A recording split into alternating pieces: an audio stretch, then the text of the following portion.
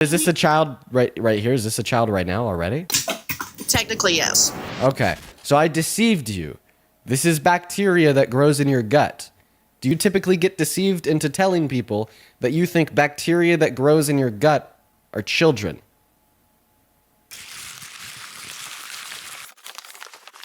And Emily, take it away. Why the hell do you support Trump as president? I supported him for the AB purposes and for the deportation. Oh, okay. All right. Where do you want to start?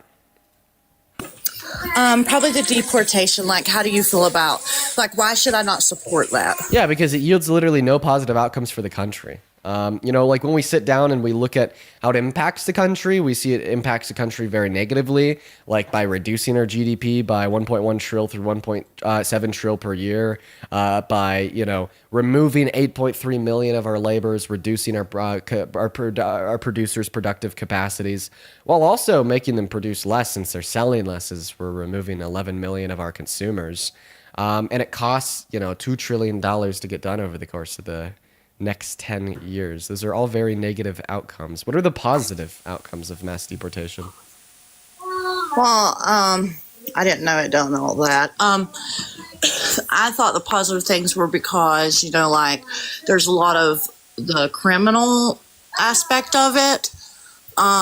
Because a lot of, what I read, which I could read, I'd be reading the wrong article, but what I read is that a lot of illegal criminals are over here causing problems. Really? What percent of total violent crimes do undocumented immigrants commit in this country?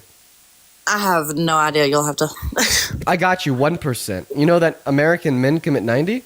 Right? And then also, when we look at the 1% of violent crimes that undocumented immigrants do commit, they are 2.5 times less likely to commit one of those violent crimes than a natural U.S.-born citizen based on statistics alone. They're actually disproportionately more likely to stay away from crime once they're in the country compared to natural U.S.-born citizens. And the cherry on top is I could definitely name an American man that hasn't, stayed away from crime, somebody that's been found guilty of not one, not two, but 34 felonies and held liable for rape, and that would be Trump, the president you voted to have in the Oval Office. So I thought that he didn't get convicted. Yep, he was convicted of 34 felonies. Oh, see, yeah, I didn't know that. Yeah. So where do we go from here, Emily? Do you want to respond to a handful of my thoughts there? Well, I mean, a lot of things that I'm hearing I don't really like or agree with. But like I said, I'm like 50-50. I've voted Democrat before. I've also voted Republican. So I'm just trying to figure out why everybody doesn't like Trump because I don't really follow too much. I've been just doing research here lately. And I'm like, okay. Well, I gave you a bunch of really good reasons to not support mass deportation. It really hurts our country's economy. It really destabilizes American industries, which is obviously placing America last. You tell us that you care about manufacturing and whatnot. That's something that Donald Trump ran on. Mass deportation destroys American manufacturing. And then even about crime, undocumented immigrants are just significantly less likely to commit crimes once they're in the country. But I just don't really believe that you care too much about crime because you put a criminal in the Oval Office. And those are my general thoughts around mass deportation. You told me it's something you support, so if you want to respond to any of my points there, that'd be fine. Or if you just want to make a new argument for why it's a good thing, that's also fine. Well, now that I see that it's only like 1%, like now that like I said, I've been reading articles here lately trying to educate myself a little better into it as I do other lives as well. So I'm trying to figure out which way I should lean more to. Okay, and then you also said that you supported Trump because of abortion, right? Well, yeah, the AB because Kamala, I can't say her name. Kamala, yeah, Kamala was all for AB. I'm like pro-life with exceptions, medical exceptions. Okay, so you think that it should be banned in elective circumstances? Why is that? because I don't think that a woman should be able to go out, have sex, and then because of her bad choice, be able to go to a clinic and unalive her child because she thinks she can't do this and her world's over. Okay, so basically, I'm gonna have to mute you while I'm talking here because you have quite a loud noise in the background. Basically, the reduction of your argument is that you think that women that engage in sex are super irresponsible. It was a bad choice to engage in sex if they didn't want to have a kid. So we should punish them by forcing them to have a kid. And then we should punish the kid by forcing them to have a parent that doesn't want them. You know, this is why we see in pro-life areas, we have higher levels of poverty, lower levels of employment, lower levels of pay, lower qualities of lives, because you're basically just setting up our future for failure. You're shifting the family dynamic away from adults that are well off, that desire to have children, that want to start a family, into forcing 18, 19, and 20-year-old men and women into being parents without their consent, against their will, thereby also forcing unwanted children into unready households. It is seriously unfair to everyone. And it's all because you uphold different values in the context of romance, intimacy, and sex than many American adults, not just women, men and women, that don't see sex as serving the only purpose of reproduction. Yeah, I don't agree with that. I feel like that adoption's always an option too. So like these people who can't take care or do something, there's I think there was like the last time I looked, it was like 1.2 million people on a waiting list for adoption. So if you can't do something, why not just give it to a loving family that can? And you can have these people vetted and everything. Mm-hmm. Yeah, I think it's incredibly dystopian and scary to suggest that we should be forcing women to use their bodies as incubators against their will to create children for families that want one. I think that's incredibly dystopian. That's not a world that I'd want to live in. That's not a world I think you should want to live in either. And then on the flip side of that coin, you told us that that adoption is always an option. So adoption is an alternative towards raising a kid. It's not an alternative for pregnancy in of itself. And I don't know why so many people on the right, so many pro-lifers seem to forget that women that get abortions do it not just because they don't want to raise a child, but also because they don't have to be forced to endure pregnancy and go through the mental and physical trauma and turmoil, plus giving birth. I mean, it seems really self-evident to me. So would you say they go through a mental issue after the process of an AB? Because either way you go there, you're going to have emotional turmoil. Oh, okay. So now if you're saying that we should ban it because of potential emotional turmoil, are you basically saying that you know better than every other woman and you should be able to make their decisions for them? No, that's not what I said. I just said that. So then maybe we shouldn't suggest that we, because that is what you're suggesting. Because when you say that you think that it's possible that abortion will yield some emotional turmoil for some people in some circumstances, and it'd be better for them to just simply go through the pregnancy and give birth and raise that kid, you're basically saying that you know better than them, and you think you should be able to make that decision for them legally and force them to abide by your will and your suppositions. And it's funny because this just once again definitely demonstrates my point, to be clear, that it's not really about the child. It's about the woman. Your argument is all about the woman, saying that the woman is going to be worse off if she gets an abortion, so you're going to force her into doing something else. I didn't say she would be worse. Now you're putting words in my mouth. I simply I said that there's emotional turmoil on either side that you go. Okay, one second. Everybody in my chat spamming fourth repost. What is your fourth repost? BRB gonna sneak into Mexico illegally, get welfare benefits, free healthcare from their government, wave the American flag, burn the Mexican flag, throw rocks at cops, burn vehicles, and then say the Mexican flag is a fascist for trying to stop me. Wow. Okay. So those are definitely some thoughts on undocumented immigrants there. So point number one, you said get welfare benefits and free healthcare from their government. In response to point number one, undocumented immigrants actually can't claim any federal benefits, yet they pay $100 billion per year in taxes. They're economic providers. They put more into the economy than they take out.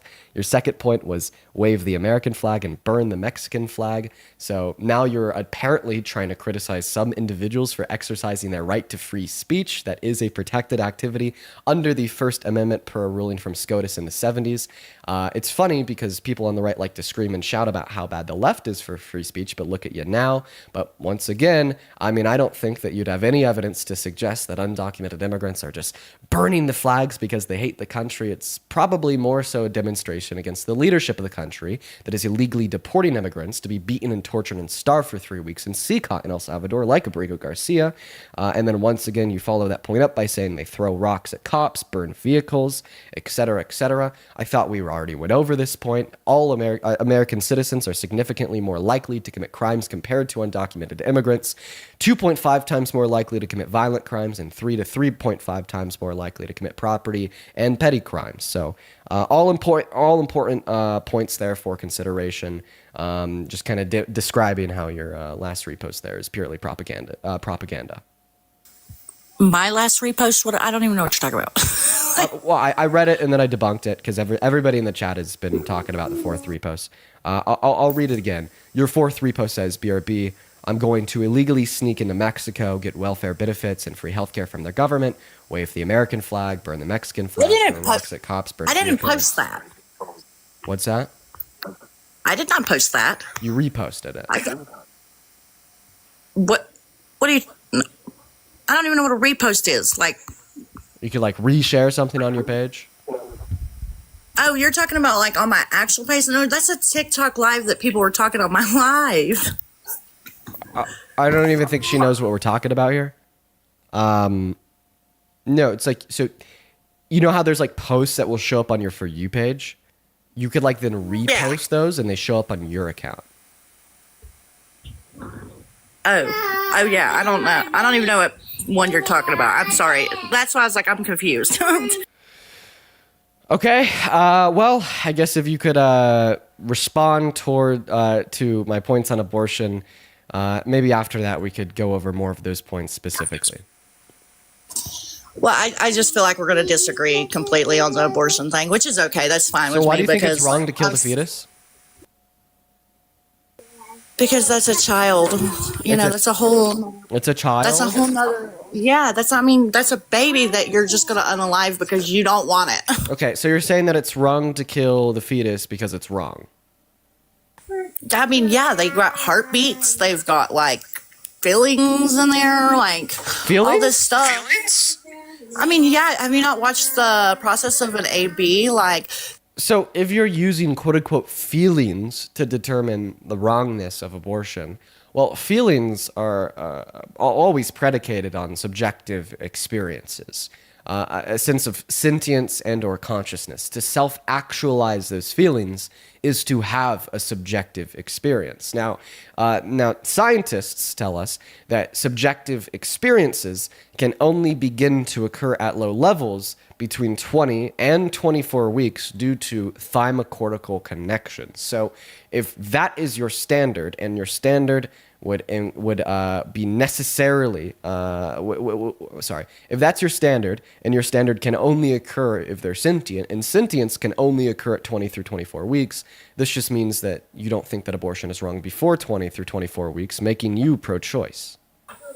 Oh, no. I don't think you should be able to do it, period, even if you find out at 5 weeks. Okay, so then why did you tell me that it's wrong because it has a heart and feelings, even though you think it's wrong if it doesn't have a heart or feelings? A woman doesn't find out until she's pregnant until like 4 to 5 weeks. At that point, it already has a heartbeat. Actually, a heartbeat occurs around 7, but it doesn't matter because you already told us you would still think it would be wrong at like 2 or 3 weeks. It is at 5 weeks. I could hear my child's heartbeat at 5 weeks. You can see it on the ultrasound and everything. So it occurs at 5 weeks, and most women do not find out till they're 4 to 6. So do you think that killing it would be wrong at like 3 weeks? Yeah, I think anytime if it's for elective reasons. So then I was right. So the heartbeat and the feelings don't matter. So then why is it fucking wrong? Heartbeat does matter. At that point, it's got life in it. It's a life that you're just going to unalive because you don't want to take care of it. My friend, you told me it was wrong before it has a heartbeat, meaning the heartbeat is not relevant to determining why you think it is wrong.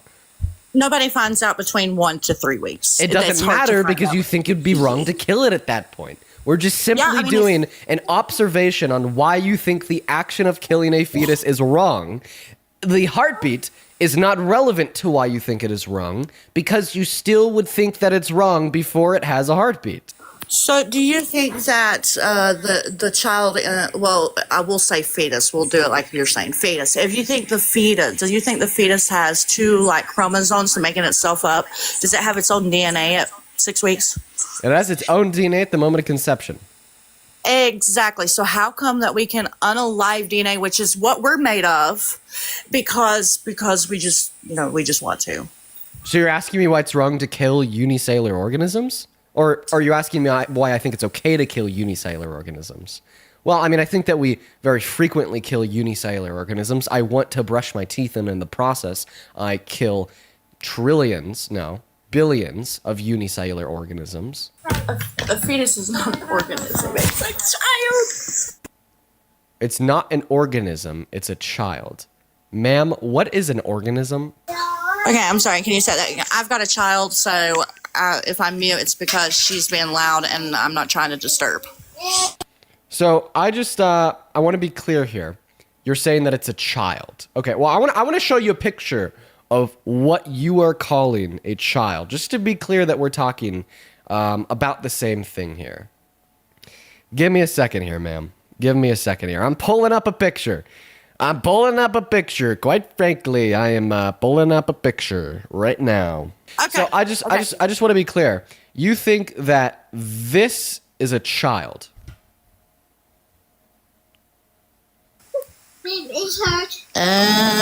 Hold on. The gifts, it keeps. Can you move it to like the right of your screen? Yeah, there you go. There you go. You think that that's a child? What is that? It's a zygote. And when does that occur? What is that like? This is after the moment of conception. It's a zygote. It's the first stage of human development. Okay, so yeah, technically it's gonna develop into a child and it's on, But is this a child right here? Is this a child right now already? It's the creation of one. So is it or is it not? Technically, yes. Okay, so I deceived you. This is bacteria that grows in your gut. Do you typically get deceived into telling people that you think bacteria that grows in your gut are children? That's never happened to me before. I don't know that's never happened. I've never been. So wait, you're telling me that you don't know what a child looks like? Well, yeah, but like I said again. Wait. If you know what a child looks like, then you would have known that's not a child, regardless of what I told you. Well, you said that you told me it was the beginning of the thing, so I'm going off of what you said. I know, so I deceived you, but so the question is, do you typically get deceived into calling gut bacteria children? Well, no, because no one's ever showed me a picture and tried to say it was a zygote. So I thought you were being serious, but if you wanted to lie, that's cool. Well, do you just understand how that on its own is a little insane? Like getting deceived into calling gut bacteria a child. I don't think anybody would ever be able to deceive me into calling the bacteria that grows in my intestine a child. What about the people watching? Would you guys ever be able to get deceived into calling the bacteria that grows in your intestine a child? I don't know. It's I don't know if that could ever happen to me. Why is it happening to you?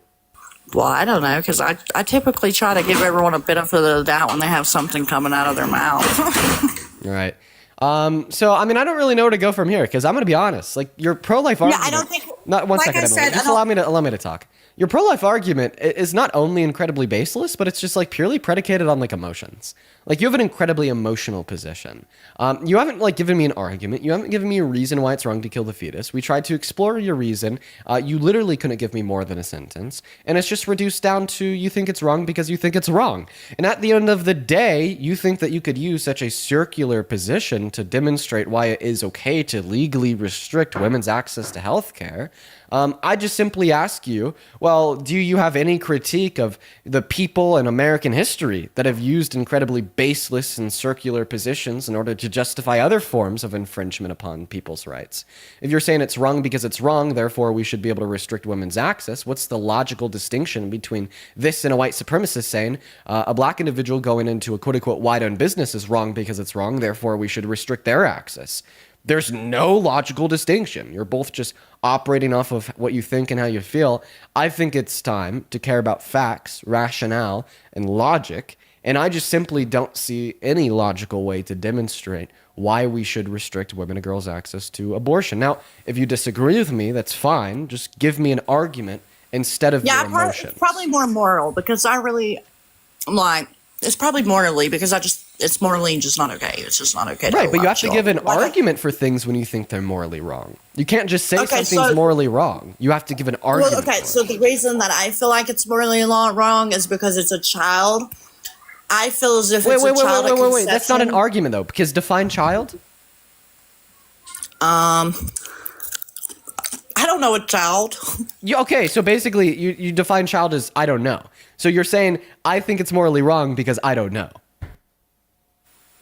No, I think it's morally wrong because it's a baby who's going to come into this world and you should not be allowed to unalive. Now define baby. Okay, so a baby is a baby.